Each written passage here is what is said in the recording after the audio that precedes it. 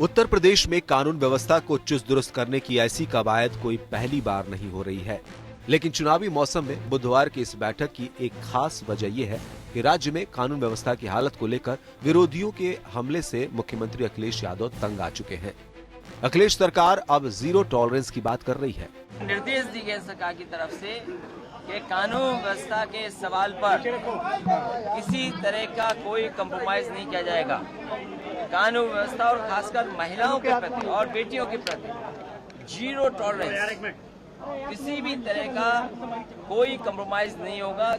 कानून व्यवस्था को सर्वोच्च प्राथमिकता देने का बल दिया है और पुलिस फोर्सेस बढ़ाने पे भी चर्चा हुई। हम लोगों ने 50,000 होमगार्ड और 25,000 पीआरडी अलग देने के लिए किया, सप्लीमेंट और डायल 100 के लिए भी चर्चा हुई कि कैसे 2 अक्टूबर को लागू करना है। दादरी कांड, मथुरा के जवाहर बाग कांड और कैराना जैसे मामलों के बाद बुलंदशहर में हाईवे पर रेप की घटना ने अखिलेश सरकार की काबिलियत और पुलिस के काम करने के तरीकों पर उंगली उठा दी है।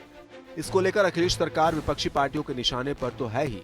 राज्यपाल राम नाईक भी कह रहे हैं कि राज्य में विकास की बात तो हो रही है, लेकिन अराजकता खत्म नहीं हो पाती है। सारा प्रशासन तंत्र पटरी से उतर चुका है, पूरा कानून व्यवस्था पटरी से उतर चुकी है।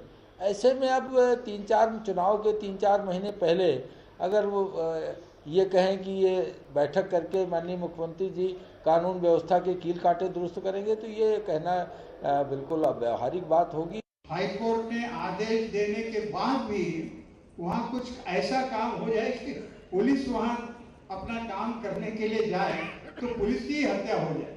अब ये बात विकास के साथ जुड़ी हुई है क्या? तो विकास के साथ जुड़ी है नहीं है, जो चाहे जिस प्रकार से चाहे हम उसके बारे में आर्गुमेंट दे सकते हैं, लेकिन असली बात तो ये है कि वहाँ एनक्रोचमेंट हुआ। सीएजी से लेकर एनसीआरबी और विधानसभा से लेकर सड़क तक अखिलेश सरकार के दौरान कानून व्यवस्था बड़ा मुद्दा बन चुका है। जाहिर है अखिलेश सरकार के लिए ये चुनौती उनके विकास के कामों पर भारी पड़ सकती है।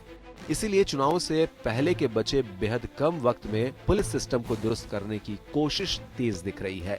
मुख्यमंत्री और उनके अफसर भले ही ये कह रहे हों कि जीरो टॉलरेंस अपनाया जाएगा और कानून व्यवस्था को दुरुस्त किया जाएगा, लेकिन सवाल ये भी है कि बेहद कम समय में ये सब कैसे होगा और क्या अखिलेश सरकार के विकास के काम खराब कानून व्यवस्था के आरोपों का जवाब बन सकेंगे।